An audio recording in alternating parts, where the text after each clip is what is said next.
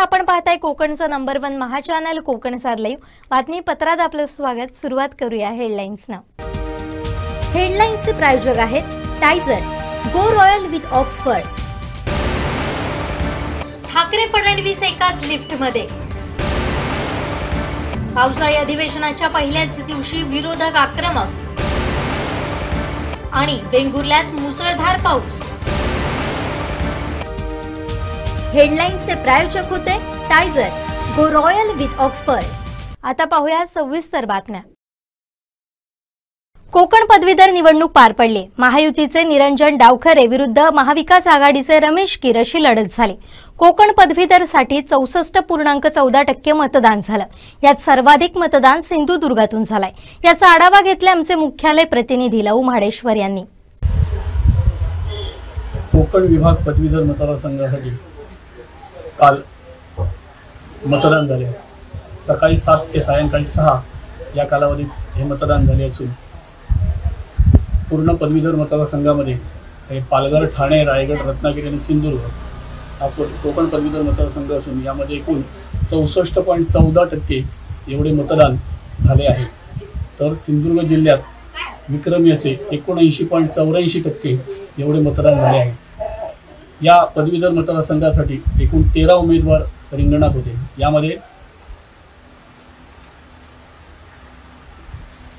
यामध्ये भाजपा युतीचे निरंजन डावखरे, काँग्रेस इंडिया आघाडीचे रमेश कीर,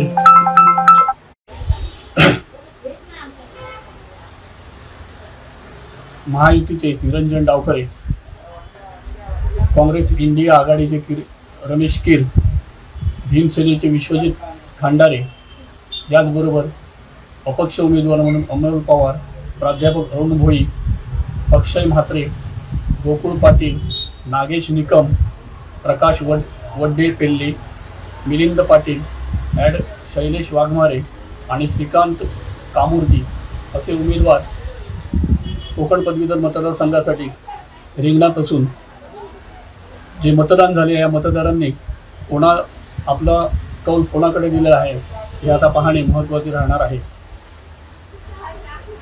या पूर्ण पदवीधर मतदारसंघामध्ये एकूण 2,23,225 एवढे मतदार असून यापैकी 1,43,297 एवढ्या मतदारांनी मतदानाचा हक्क बजावला आहे। सिंधुदुर्ग जिल्ह्यात एकूण 2,23,000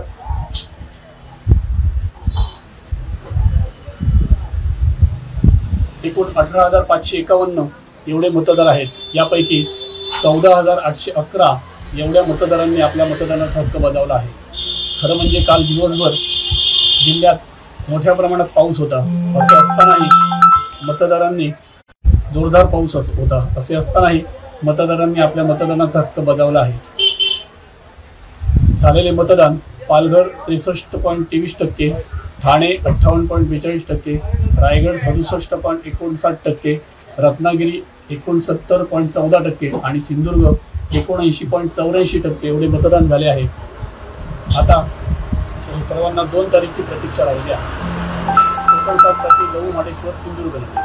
राजापूर तालुक्यातील जैतापूर मौजे कुवेशी इथं हर्षद हरेश्वर मांजरेकर यांच्या आंब्याच्या बागेला लावलेल्या तारेमध्ये काळा बिबट्या अडकला होता, अर्थात ब्लॅक पॅन्थर अडकला होता।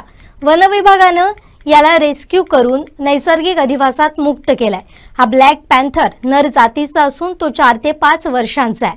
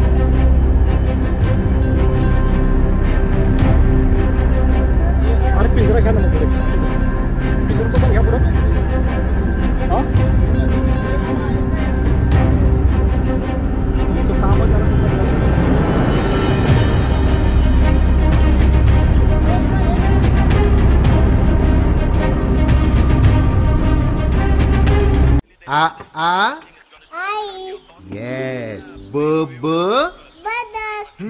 क क कणीदार. ख ख खमंग.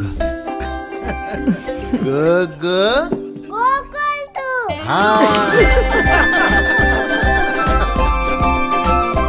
अगदी घरच्यासारखं. कणीदार खमंग म्हणजेच गोकुळ तूप.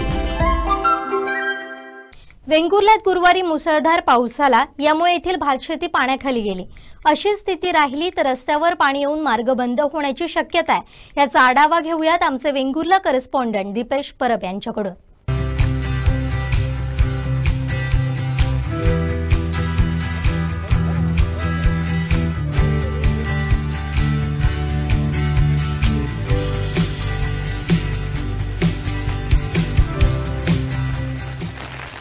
वेंगुर्ले तालुक्यात कालपासून पडणाऱ्या मुसळधार पावसामुळे जी भात शेती आहे ती पाण्याखाली गेलेली आहे.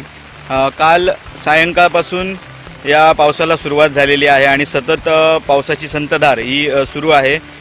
त्यामुळे जे नदी किनारी किंवा इतर ओहोळांच्या किनारी जी भात शेती करण्यात आलेली आहे किंवा भात शेतीचा हंगाम हा सुरू झालेला आहे आणि पेरणीनंतर आता लावणी ही शेतकरी वर्ग या ठिकाणी करताना आपल्याला दिसत आहे. मात्र काल 2 दिवस जो पाऊस सुरू आहे त्यामुळे जी भात शेती आपण बघताय ती पाण्याखाली गेलेली आहे आणि हा पाऊस असाच 2 दिवस सुरू असल्यामुळे ठिकठिकाणी जे ओळ आहेत किंवा नदी आहेत ते पूर्ण क्षमतेने वाहत आहेत.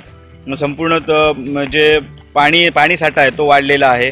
आपण या ठिकाणी बघू शकतात की जी नदी किनाऱ्याची जी भात शेती आहे ती अशा प्रकारे जे नदीचं पाणी आहे. मी आता आहे मातोंड तुळस जी गावांना जोडणारी जी नदी आहे त्या नदी किनारी जी शेती आहे भात शेती या ठिकाणी मी आहे आणि ही बघू शकतात की नदीचं जे पाणी आहे पूर्ण क्षमतेने नदी भरून वाहत आहे. त्यामुळे जे नदी पात्रातील जे पाणी आहे ते या संपूर्ण भात शेतीमध्ये गेलेलं आहे.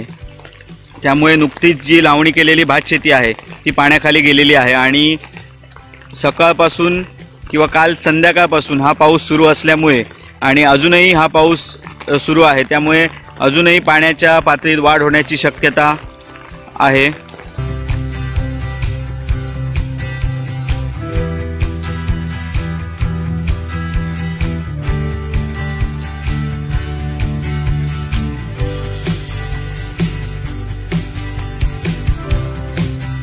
दरम्यान या पावसामुळे अद्यापपर्यंत कोणत्याही प्रकारची नुकसानीची नोंद ही तहसील कार्यालयात झालेली नाही. त्यामुळे जी नोंद आहे तहसील कार्यालयात अद्यापपर्यंत कोणत्याही नुकसानीची नोंद झालेली नाही. त्यामुळे त्याचप्रमाणे जी शेतीची नुकसानी अजून अद्यापपर्यंत त्याची नोंद ही झालेली नाही. ही आपण आता जी दृश्य बघितली ती वेंगुर्ले तालुक्यातील जे मातोंड आणि तुळस जी 2 गावं आहेत त्यांना जोडणारी जी नदी आहे मुख्य नदी या ठिकाणची ही दृश्य आहेत आणि जे पाणी जे आहे नदीचं पाणी ते भात शेतीत गेल्यामुळे या ठिकाणी भात शेती पाण्याखाली गेलेली आहे. मात्र या ठिकाणी कोणत्याही वादळी वारा नसल्यामुळे कोणत्याही प्रकारची पडझड किंवा कोणत्याही प्रकारची नुकसानी ही अद्यापपर्यंत नुकसानीची नोंद झालेली नाही.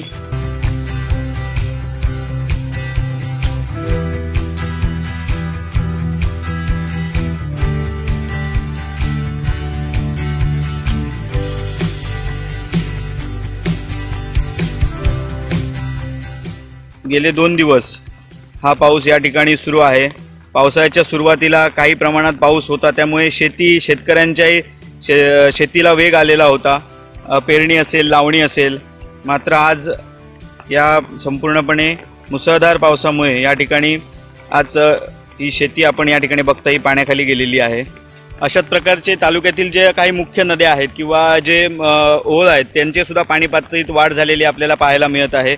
दरम्यान अद्यापपर्यंत कोणत्याही प्रकारचा मुख्य मार्ग किंवा कोणत्याही प्रकारचे जे ग्रामीण भागात जाणारे मार्ग आहेत ते ठप्प झालेले नाही आहेत अशी माहिती तहसील कार्यालयाकडून देण्यात आलेली आहे. मात्र जर असाच पाऊस पुढे सुरू राहिला तर मात्र जे काही मुख्य मार्ग आहेत म्हणजे दरवर्षी जो या ठिकाणी त्रास सहन करावा लागतो तो म्हणजे सावंतवाडी आणि वेंगुर्ला जो तळवडे मार्गे जो रस्ता आहे या मार्गावर जी मुख्य नदी आहे होडावडा आणि तळवडे गावांना जोडणारी या पुलावरून पाणी जाण्याची शक्यता आहे, कारण असाच पाऊस लागत राहिला तर या पुलावरून पाणी जाण्याची शक्यता सायंकाळपर्यंत आहे।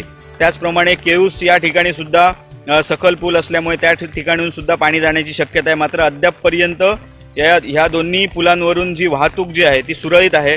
अद्यापपर्यंत कोणत्याही प्रकारची वाहतुकीचा अडथळा हा निर्माण झालेला नाहीये आणि काल दुपारपासून किंवा संध्याकाळपासून हा पाऊस सुरू असल्यामुळे आणि आताही हा मुसळधार पाऊस सुरू असल्यामुळे कुठेतरी पुढे आज सायंकाळपर्यंत किंवा रात्री या पुलांवरून पाणी जाण्याची शक्यता आहे जर असाच पाऊस सुरू राहिला तर। त्यामुळे नागरिकांनी सुद्धा घराबाहेर पडताना, कामाव्यतिरिक्त घराबाहेर पडताना सतर्कता बाळगावी असा इशारा किंवा अशा सूचना ज्या आहेत त्या तहसील कार्यालयामार्फत, वेंगुर्ले तहसील कार्यालयामार्फत देण्यात आलेल्या आहेत।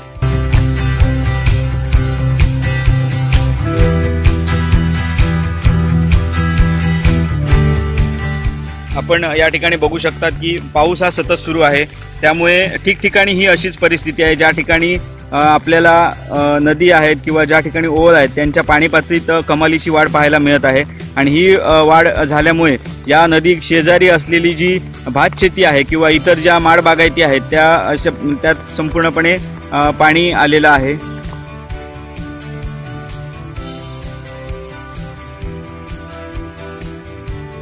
अशाच प्रकारचे जे वेळोवेळचे अपडेट आहेत ते आम्ही आपल्यापर्यंत पोहोचवत राहू। कोकणसाद लाईव्हसाठी दीपेश परब, वेंगुर्ला।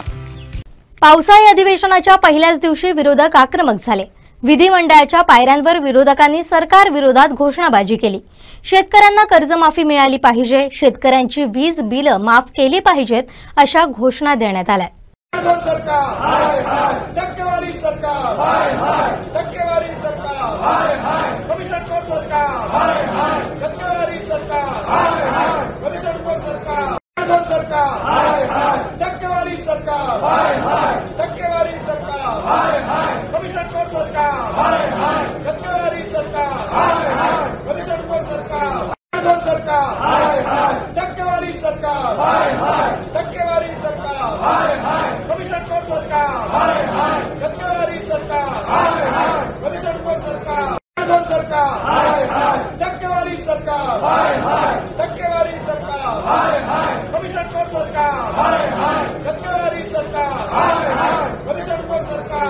कणकवली रेल्वे स्थानकाच्या सुशोभीकरणाचं काम आता अंतिम टप्प्यात आलंय।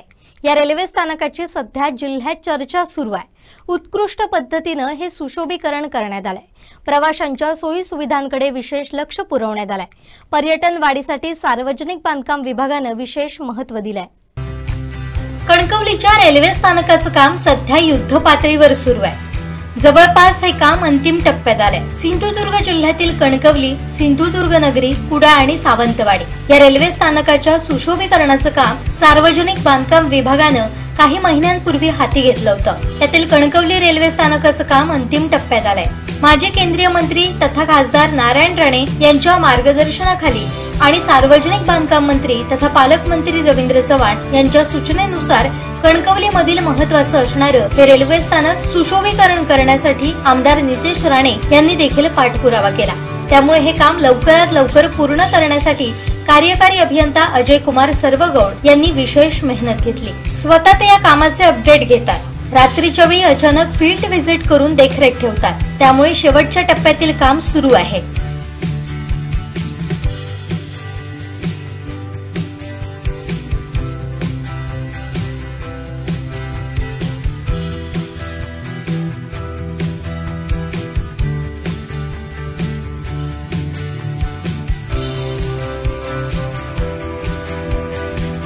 यामध्ये गार्डनिंग, फुटपाथ, पार्किंग, प्रवाशांची बैठक व्यवस्था, येण्या जाण्यासाठीचा रस्ता, बस स्टॉप, प्राण्यांचे स्टॅच्यू, प्रवेशद्वारावरील कमान ही सर्व कामं आता पूर्णत्वास येत आहेत। ज्येष्ठ नागरिक तसेच लहान मुलं संध्याकाळी गार्डन मध्ये येऊन फेरफटका देखील मारतात। उत्कृष्ट दर्जाचं सुशोभीकरण कणकवली रेल्वे स्थानकाचं होत आहे। कणकवली वासीय रेल्वे स्थानक पाहण्यासाठी या ठिकाणी जातात। त्यामुळे कणकवलीच्या पर्यटनात रेल्वे स्थानकाच्या या सुशोभीकरणामुळे भर पडणार आहे। त्यामुळे आतापासूनच कणकवलीच्या रेल्वे स्थानकाची सध्या जिल्ह्यात चर्चा सुरू आहे। उमेश बुचडे, कोकणसाद लाईव्ह, कणकवली।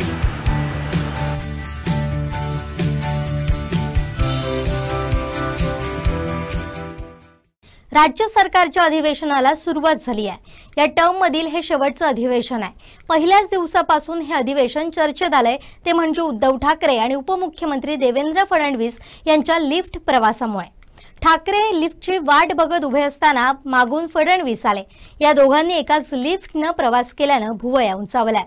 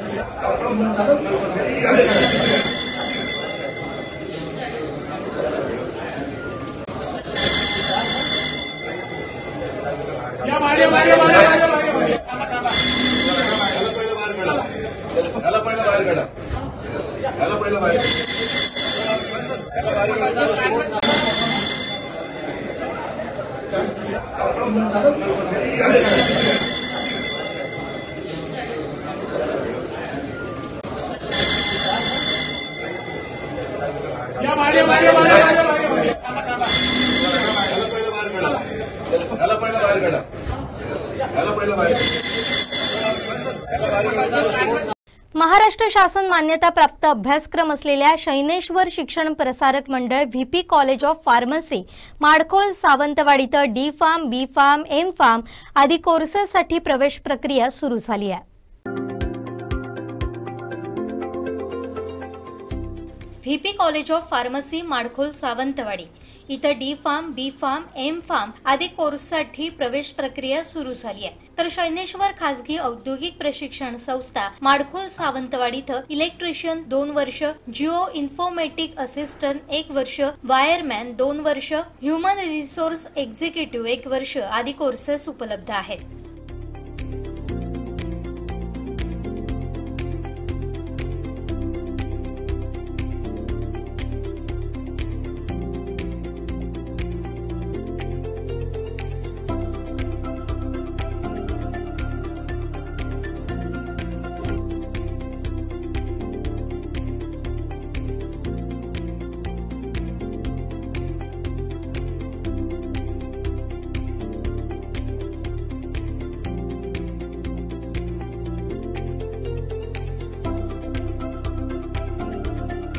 नमस्कार, मी डॉक्टर सुनील शिंगाडे, प्राचार्य VP college of pharmacy Madkhol. आमच्या महाविद्यालयात डी फार्मसी, बी फार्मसी तसेच एम फार्मसी हे अभ्यासक्रम सुरू आहेत। डी फार्मसी हा 2 वर्ष कालावधीचा व 60 प्रवेश क्षमतेचा कोर्स आहे, तर बी फार्मसी हा 4 वर्ष व 100 प्रवेश क्षमतेचा अभ्यासक्रम आहे। एम फार्मसी हा 2 वर्ष कालावधीचा पदव्युत्तर पदवी अभ्यासक्रम असून या अभ्यासक्रमाचे pharmaceutical chemistry, pharmaceutical quality assurance व फार्मॅकोलॉजी हे 3 विषय आपल्या महाविद्यालयात उपलब्ध आहेत। तिन्ही अभ्यासक्रमासाठी आवश्यक असणाऱ्या प्रयोगशाळा, मशीन रूम तसेच सेंट्रल इन्स्ट्रुमेंटेशन रूम या आवश्यक मशीनसह अद्ययावत करण्यात आलेल्या आहेत। महाविद्यालयात संगणक कक्ष, म्युझियम तसेच मॉडेल फार्मसी सुद्धा उपलब्ध आहे। महाविद्यालयास महाराष्ट्र राज्य शासन, डॉक्टर बाबासाहेब आंबेडकर तंत्रशास्त्र विद्यापीठ, महाराष्ट्र राज्य तंत्रशिक्षण मंडळ व फार्मसी काउन्सिल ऑफ इंडिया नवी दिल्ली यांची मान्यता प्राप्त आहे। कोकण विभागात फार्मसी क्षेत्रात महाविद्यालयाचे नाव अग्रेसर असून ज्या विद्यार्थ्यांना फार्मसी मध्ये करिअर करायचे आहे त्यांनी महाविद्यालयात प्रवेश घ्यावा। तसेच महत्त्वाचे, संस्थेने चालू शैक्षणिक वर्षापासून औद्योगिक प्रशिक्षण संस्था म्हणजे ITI सुरू केला आहे। त्या अंतर्गत electrician, wireman, Jio informatics assistant व ह्युमन रिसोर्स एक्झिक्युटिव्ह हे अभ्यासक्रम उपलब्ध आहेत। तरी 10वी व 12वी उत्तीर्ण विद्यार्थ्यांनी प्रवेश घ्यावा असे मी आवाहन करतो। मी doctor Sandesh Somnache, head of department VP college of pharmacy Madkhol. आमचं कॉलेज हे सिंधुदुर्ग जिल्ह्यातील माणकोल गावात स्थित असून वेंगुर्ला बेळगाव हायवे नजदीक स्थित आहे. कॉलेजमध्ये वेल इक्विप्ड लॅबोरेटरीज, सुसज्ज ग्रंथालय, state of the art classrooms आहेत. त्याचा स्टाफ व्हेरी क्वालिफाईड असून नेहमी इनोव्हेटिव्ह टीचिंग लर्निंग मेथड्स आणि रिसर्च ऍक्टिव्हिटीमध्ये इन्व्हॉल्व असतात. कॉलेजमध्ये विद्यार्थ्यांच्या ओव्हरऑल डेव्हलपमेंटसाठी विविध को करिक्युलर आणि एक्स्ट्रा करिक्युलर ऍक्टिव्हिटीज कंडक्ट केल्या जातात. प्लेसमेंट सेल आहे तो विद्यार्थ्यांच्या 100% प्लेसमेंटसाठी ऑलवेज कार्यरत असतो. कॉलेजने विविध ऑर्गनायझेशन्स, इंडस्ट्रीज आणि इन्स्टिट्यूशन्स बरोबर MOUs केलेले आहेत. कॉलेजचे विद्यार्थी म्हणजे एल्युमिनायज वेगवेगळ्या पदांवरती, इंडस्ट्रीज असतील किंवा वेगवेगळ्या फार्मास्युटिकल सेक्टर्समध्ये वेगवेगळ्या पदांवरती सध्या कार्य करत आहेत. कॉलेजच्या नजदीकच विद्यार्थ्यांच्या राहण्याची व खाण्याची सोय उपलब्ध आहे. अधिक माहितीसाठी तुम्ही कॉलेजच्या वेबसाईटला तसेच कॉलेजच्या ऑफिसला संपर्क साधू शकता. धन्यवाद.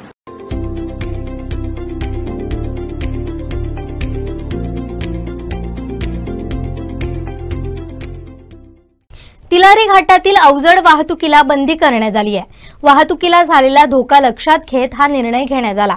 मात्र यामुळे होणारी गैरसोय लक्षात घेत आणि करण्यात आलेल्या पाठपुराव्यामुळे आता एसटी सेवा सुरू होणार आहे. याबाबतची अपडेट देत आहेत दोडामार्ग प्रतिनिधी लहू परब. दोडामार्ग तालुक्यातील तिलारी रामघाट हा कोल्हापूर जिल्हाधिकारी यांनी अवजड वाहतुकीसाठी बंद करणं 31 ऑक्टोबरपर्यंत बंद ठेवण्याचा आदेश दिले होते. दरम्यान दोडामार्ग तालुक्यातील जनता किंवा गोव्या राज्यातील जनता यांनी वारंवार प्रसिद्धीपत्रकाद्वारे किंवा निवेदन देऊन तिलारी घाट मार्गे एसटी बसेस सुरू करा असे वारंवार सूचित केले होते. दरम्यान काल झालेल्या बैठकीत कोल्हापूर जिल्हाधिकारी यांनी दोडामार्ग तिलारी रामघाट मार्गे एसटी बस सेवा हे 8 दिवसात सुरू होणार असल्याचे यावेळी सूचित केले. दरम्यान तिलारी घाटाच्या पायथ्याशी खराडी हे ते नवीन पुलाचे जे काम चालू होते त्या लगतचा जो पर्याय रस्ता काढला होता तो पर्याय रस्ता गेल्या 8 दिवसात सुरू झालेल्या पावसामुळे वाहून गेला होता. दरम्यान या पुलाचे संपूर्ण बांधकाम पूर्ण झाल्यानंतर 8 दिवसात या ठिकाणी तिलारी घाट मार्गे बेळगाव कोल्हापूर अशी एसटी बस सेवा लवकरच 8 दिवसात सुरू करणार असल्याचे कोल्हापूर जिल्हाधिकारी येडगे यांनी आज सांगितले आहे. मुख्यमंत्री एकनाथ शिंदे यांनीही फडणवीस ठाकरेंच्या भेटीवर प्रतिक्रिया दिली आहे. ती लिफ्ट 6व्या मजल्यापर्यंत पोहोचू शकत नाही अशा शब्दात मुख्यमंत्री एकनाथ शिंदे यांनी उद्धव ठाकरेंवर निशाणा साधलाय. लिफ्ट मध्ये काय एकत्र आल्यामुळे काय तुम्हाला काय वाटतंय का? काय कोणी लिफ्ट मागितली तरी ते 6व्या मजल्यापर्यंत ती लिफ्ट काय पोहोचू शकणार नाही. आणि 2 वर्षापूर्वी त्यांनी लिफ्ट शिफ्ट केल्यामुळे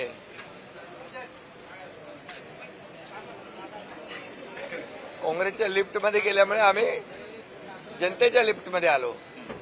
महाराष्ट्रातल्या जनतेला जी त्यांच्या मनातलं सरकार आम्ही स्थापन केलं सांगण्याचा उद्देश. त्यामुळे काही लोक बोलतायत, काही लोक वेगळा आनंद साजरा करतायत, काही पेढे वाटतायत. नरेंद्र मोदीजी 3ऱ्यांदा प्रधानमंत्री झाले म्हणून आनंद आहे, चांगला आहे. म्हणजे भारतीय जनता पक्षाच्या 240 जागा आल्या, इंडी आल्यांच्या सगळ्यांच्या मिळून पण तेवढ्या आल्या नाही. आणि मोदीजी पुन्हा 3ऱ्यांदा प्रधानमंत्री झाले म्हणून एक आनंदाने पेढे वाटणारे पाहतोय आपण.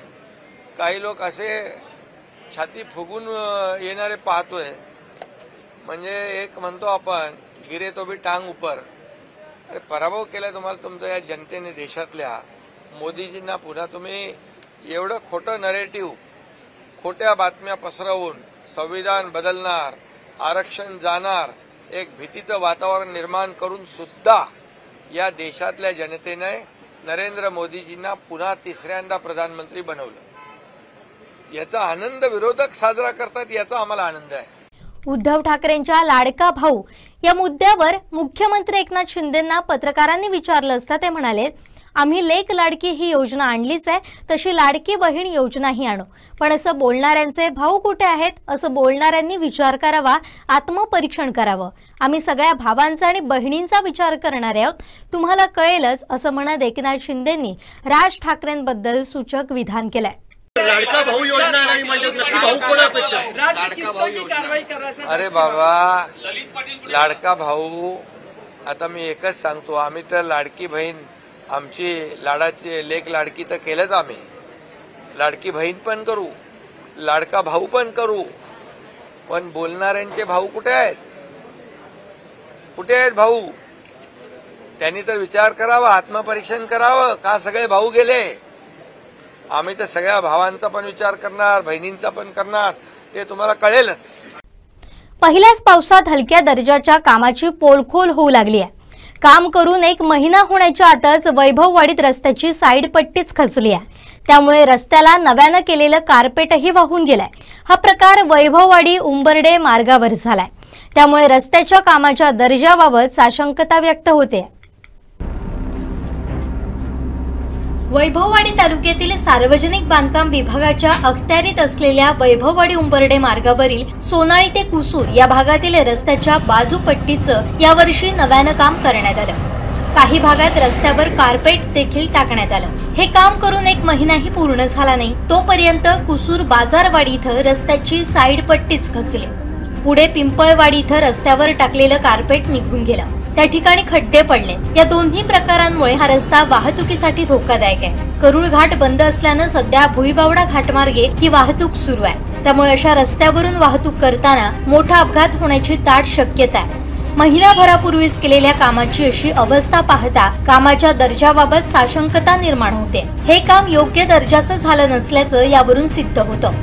असाच प्रकार गेल्या वर्षी खारेपाटण भुईबावडा मार्गावर देखील झाला होता। वारंवार असे प्रकार होत असल्यानं संबंधित विभाग नेमकं काय करतंय, ठेकेदाराच्या कामावर कुणाचं नियंत्रण नाही का, असे सवाल या निमित्तानं उपस्थित होत आहे। सार्वजनिक बांधकाम विभाग ठेकेदारानं हा मार्ग निर्धोक बनवून द्यावा अशी मागणी वाहन चालक प्रवाशांमधून होते।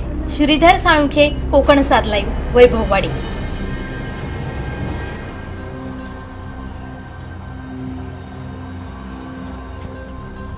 देवगडात गुरुवारी सकाळपासूनच मुसळधार पावसानं हजेरी लावली, यामुळे नद्या दुथडी भरून वाहत आहेत। सध्या शेतीच्या कामांना वेग आलाय, मात्र याच पावसामुळे भातशेती पाण्याखाली गेली होती, तर समुद्राला उधाण आलं होतं। उंचच उंच उसळणाऱ्या लाटांचा थरार कुणकेश्वर समुद्रकिनारी पाहायला मिळत होता।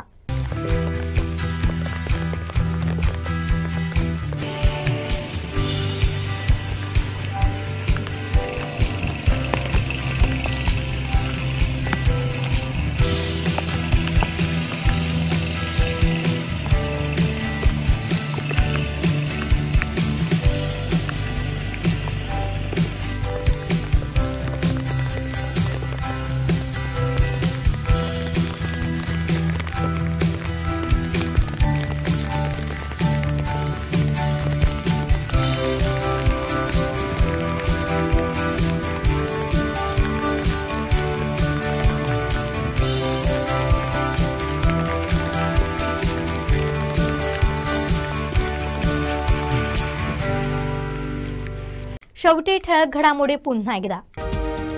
हेडलाईन्सचे प्रायोजक आहेत टायझर, गो रॉयल विथ ऑक्सफर्ड।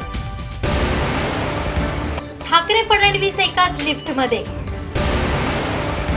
पावसाळी अधिवेशनाच्या पहिल्याच दिवशी विरोधक आक्रमक आणि वेंगुर्ल्यात मुसळधार पाऊस। हेडलाईन्सचे प्रायोजक होते टायझर, गो रॉयल विथ ऑक्सफर्ड। बातमीपत्रात वेळ झाली इथेच थांबण्याची। पाहत रहा कोकणचं नंबर 1 महा चॅनल कोकण सात लाईव्ह। धन्यवाद।